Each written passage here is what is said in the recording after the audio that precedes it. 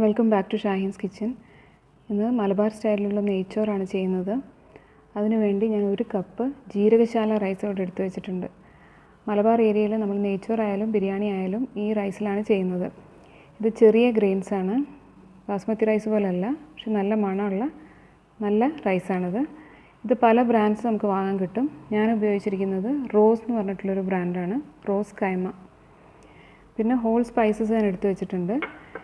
ഞാൻ 1 കപ്പ് അരി മാത്രമേ എടുത്തിട്ടുള്ളൂ, അതുകൊണ്ട് ഇത്രയും സ്പൈസസ് മതി.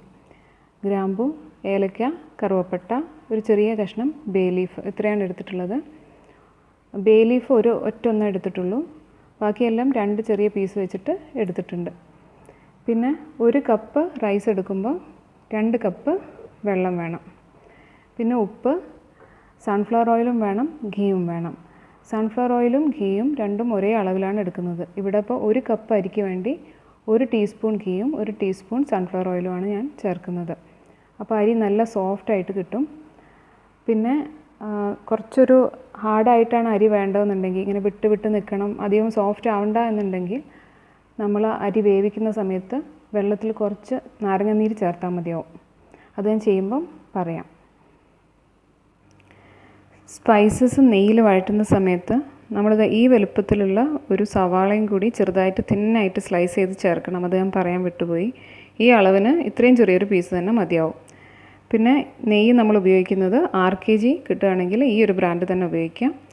മലബാറിലൊക്കെ നെയ്ച്ചോറും ബിരിയാണിയൊക്കെ ഈ ഒരു ബ്രാൻഡിലാണ് അധികവും ചെയ്യുന്നത്. ഞാനിതൊന്ന് സ്ലൈസ് ചെയ്ത് ഈ സ്പൈസസിൻ്റെ കൂടെ വെക്കട്ടെ. ഞാനൊരു നോൺ സ്റ്റിക്ക് പാൻ അടുപ്പത്ത് വെച്ചിട്ടുണ്ട്. ഇനി ഇതിലേക്ക് നമുക്ക് 1 ടീസ്പൂൺ സൺഫ്ലവർ ഓയിലും 1 ടീസ്പൂൺ 6 kg നെയ്യും ചേർത്ത് കൊടുക്കാം. ടീസ്പൂൺ അല്ല, ടേബിൾ സ്പൂൺ. 1 ടേബിൾ സ്പൂൺ നെയ്യും 1 ടേബിൾ സ്പൂൺ സൺഫ്ലവർ ഓയിലും. ഇനി ഇതൊന്ന് ചൂടായി വരുമ്പോൾ നമുക്കിതിലേക്ക് ആദ്യം സവാള ചേർത്ത് കൊടുക്കാം. സവാള ഞാൻ ചേർത്തിട്ടുണ്ട്. ഇത് ബ്രൗൺ കളർ ആവാൻ വേണ്ടി വെയിറ്റ് ചെയ്യരുത്. ജസ്റ്റ് ഒരു 30 സെക്കൻഡ്സ് വഴറ്റിയാൽ മാത്രം മതി. ഇത് ബ്രൗൺ ഷെയ്ഡായി കഴിഞ്ഞാൽ നമ്മുടെ അരി ബ്രൗൺ കളറായി പോവും. അവിടെയും ഇവിടെയൊക്കെ ബ്രൗൺ ആയിട്ടിരിക്കും. നെയ്ച്ചോറ് നല്ല വൈറ്റായിട്ട് തന്നെ ഇരിക്കണം. ഇപ്പോൾ തന്നെ നമുക്കിതിലേക്ക് സ്പൈസസ് ചേർത്ത് കൊടുക്കാം. സ്പൈസസും ചേർത്തു. ഇനി ഒരു 30-40 സെക്കൻഡ്സും കൂടി ഇങ്ങനെ വഴറ്റി കൊടുക്കാം ലോ ഫ്ലെയിമിൽ. ഇത്രയും ആയാൽ മതി. ഇനി ഇതിലേക്ക് നമുക്ക് 2 കപ്പ് വെള്ളം ചേർത്ത് കൊടുക്കാം. വെള്ളം ചേർത്തു. ഇനി ഇതിൽ ആവശ്യത്തിന് ഉപ്പ് ചേർത്ത് ഇത് അടച്ച് വെച്ച് നന്നായിട്ട് തിളയ്ക്കുന്നവരെ നമുക്കിത് വെയിറ്റ് ചെയ്യണം. അപ്പം ഉപ്പും ആവശ്യത്തിന് ചേർത്ത് കൊടുക്കണം, അല്ലെങ്കിൽ അവസാനം ചോറ് വെന്ത് വരുമ്പോൾ തീരെ ഉപ്പില്ലാത്ത അവസ്ഥയാവും.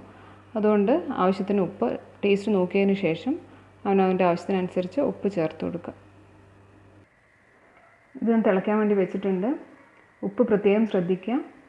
നമുക്ക് ടേസ്റ്റ് ചെയ്യുമ്പോൾ കുറച്ച് കൂടുതലായിട്ട് തോന്നും ഉപ്പ്, പക്ഷേ ഉപ്പില്ലെങ്കിൽ, കുറച്ച് കൂടുതലായിട്ടില്ലെങ്കിൽ പിന്നെ നമുക്ക് അരി വേവുമ്പോൾ വളരെ കുറവായിരിക്കും ഉപ്പ് ചോറിൽ. അരി ഞാനിവിടെ കഴുകി വൃത്തിയാക്കി വെള്ളം വാർത്ത് വെച്ചിട്ടുണ്ട്. ഇത് സോക്ക് ചെയ്ത് വെക്കേണ്ട കാര്യമില്ല. ഇതൊന്ന് തിളക്കട്ടെ, എന്നിട്ട് നമുക്ക് അരി ചേർത്ത് കൊടുക്കാം. ഈ സമയത്ത് വേണമെങ്കിൽ കുറച്ച് ചെറുനാരങ്ങ നീര് ഇതിലേക്ക് ചേർത്ത് കൊടുക്കാം. പക്ഷേ അപ്പം ചോറിൻ്റെ സോഫ്റ്റ്നെസ് പോകുന്നതായിട്ടാണ് എനിക്ക് തോന്നിയിട്ടുള്ളത്. ഞാനത് ചേർക്കാറില്ല.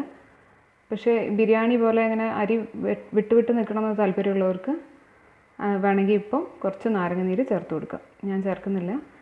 ഏതായാലും ഇത് നന്നായിട്ടൊന്ന് തിളച്ചിട്ട് അരി നമുക്കിതിലേക്ക് ചേർക്കാം. ഇപ്പം നമുക്ക് അരി ചേർത്ത് കൊടുക്കാം. ഞാൻ അരി ചേർത്ത് കൊടുത്തു.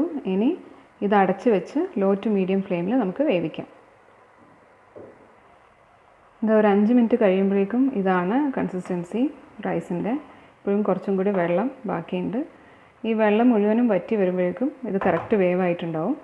അതുവരെ അടച്ചു വെച്ച് ഇനിയും വേവിക്കാം. ടോട്ടൽ ഒരു 10 മിനിറ്റ് കഴിയുമ്പോഴേക്കും ഇതുപോലെ വെള്ളം മുഴുവൻ വറ്റി ആയി വന്നിട്ടുണ്ട്. പക്ഷെ ഇത് കുറച്ചും കൂടെ ഒന്ന് സോഫ്റ്റ് ആവാനുണ്ട്. അരി ചെറുതായിട്ടൊന്ന് കടിക്കുന്നുണ്ട്.